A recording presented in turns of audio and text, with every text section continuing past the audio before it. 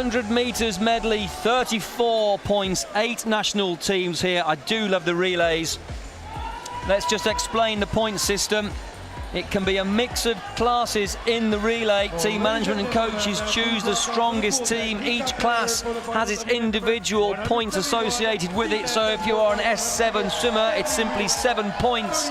It can be a mix, and you cannot have more than 34 points. The strategy here is to make sure that you not only have the right class to get you the fastest performance, but placed against other competitors in the right way, which may mean you have still waters or washy waters. You don't know where the national team individuals are going to be placed. Well, here we can see Diaz Silva and Brazil, and the final name on that list was Rodriguez. Very strong team for them. Oliver Hine, Jack Bridge, James Hollis and Joseph Craig, a young team from Great Britain. Can they challenge the Australians, Cowdrey, Pendleton, Hall and Levy? That looks a strong team from the Aussies. China, they're traditionally strong in this event. Liu, Lin, Song and Wang. They are the Paralympic champions. They are the world record holders. The Russian team, well, that's a strong quartet as well. Pipped for the Paralympic title by 3/100ths of a second last year. Lysenkov, Grigorev, Skaluka and Tarasov. Ukrainian team, Bosninsky, Kalina will be strong on the breaststroke. Isayev and Hernenko. The USA are next in lane 7. Justin Zook, Cody Bureau, Ian Silverman and Roy Perkins, a lower class swimmer on the final leg. We could see the USA lead up until that final leg. And a young team from Canada. Sargent Tonos, Buckley, Lavilliere and Zach McAllister. Oh, a real outside lane hope for Canada. Not sure if they're going to be able to challenge there, the home nation. But Brazil in the outside lane, they certainly will be challenging. Daniel Diaz goes first. Expect Brazil to be behind, but we'll keep an eye on them because they have 3 very, very strong swimmers to finish their relay with. Yes, the lead could chop and change quite quickly. We've seen it many times in the past. Perhaps not so much here in Canada, in Montreal. The results seem to have been rather sure, a slightly earlier stage than normal, but I'm anticipating some good changes here. All set.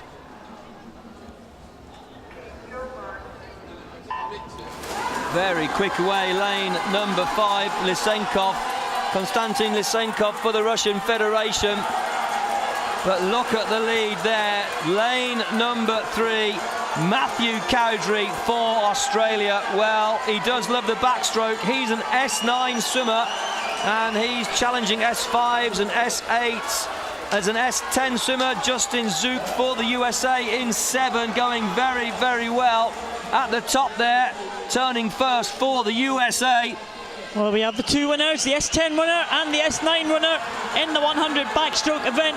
Justin Zook, can he break the 1 minute mark? Justin Zook is looking to challenge the world record for his class that he missed by 8/100ths of a second yesterday. We'll watch the time, see if Justin Zook can dip under that 1 minute mark. He is going to be leading for the USA. Cowdrey is going to be second position for Australia. Looks like Russia in third. Well, Zook hasn't done it. 101.65, slower than he went in the individual. Australia in second, and a great swim there from Ollie Kind in the first leg for the Great Britain team. 104.56 for Ollie Hind. So the British team in third, but still in the lead. Up there with the black cap is the team of USA. Being chased down now though, every single stroke, lane number 5. The Russian Federation doing a remarkable job here. They are in the lead. Russia, China, Australia. That's the 1, 2, 3 as they're bunching up into a line now. Nothing separating them at this stage. Well, this is what we like about this medley relay. It can change about. We change strokes, we change classifications. The Paralympic champions now Chinese team. That's Lin for China. They are going to hit the front. They're being pressed. Rick Pendleton doing well for the Australian team. It's going to be China. No, Australia 1/10 ahead of China. Ukraine came back with the breaststroker Kalina, but they're into the butterfly leg. Isaev in for Ukraine, and Brendan Hall in for Australia, and Song for China, and in the center of them it's Skaluka for the Russian Federation. Pendleton doing a remarkable job for Australia in the breaststroke leg. Brendan Hall sticking in there. This is remarkable. 0.86 of a second behind. Australia are challenging China. Ukraine, though, in the lead. My word, look at USA. Look at USA there. They're going.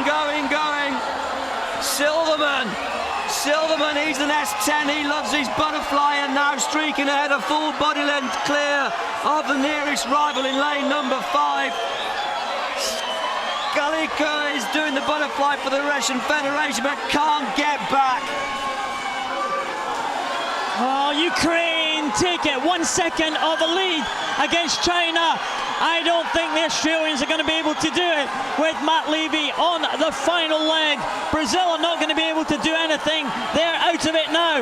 It is going to be between the 3 teams in the middle. They all have S8 swimmers. Russia have Tarasov. We have Harenko for Ukraine. We have Wang for China. Wang takes the lead for the Paralympic champions, and he heads for home. Look at the leg kick on Wang.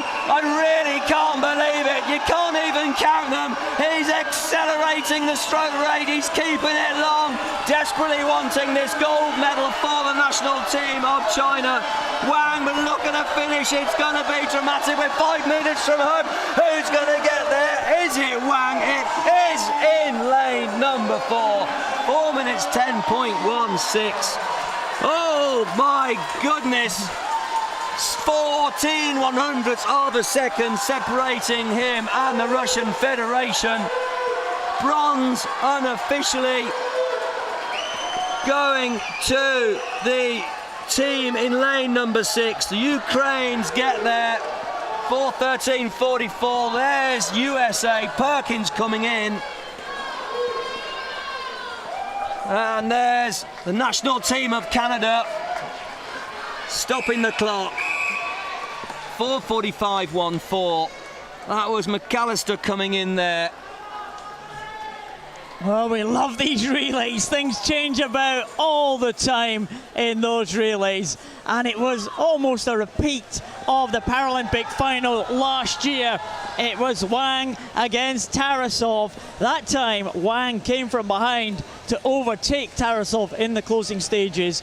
This time, he hung on to the lead. Wang, fantastic performance. There's Justin Zook going out for the US team. We knew they'd be strong in the early stages, but they could not sustain that position. The US team touching in first place, the S10 backstroke champion. But when they come into the second leg, it was the ultimate champions at China who were getting up there in the lead. Grigorev did very well for the Russian Federation. 4 teams absolutely together there. Oh, touching together, wow. Very, very close there. Not a good changeover in lane number 5 for the Russian Federation. Skaluka was very close, and considering they just lost by 14 100ths of a second, could it be that changeover that maybe would have cost them it? Well, quite slow there, I think, for lane number 5. Here's a third changeover. And that is lane number 6. The Ukrainian teams have taken the lead. Isaev had a great swim there, but their final swimmer, Hernenko, could not hang on to that lead. Good changeover for the Ukrainian teams. The Australians trying to get the advantage of that quick changeover, but it was a tough ask for Matt Levy, the lower class swimmer, to come back in the final stages. It's a repeat of what happened in London. China winning the gold by very small margin from Russia. Tarasov tried everything he had, but 0.1 0.4 of a second was all that separated the two teams. A little bit further away than they were in London. There was only 3 100s, but it was a very similar style. We do have a disqualification. It does not affect the Great Britain team disqualified. But China win the gold. Russian Federation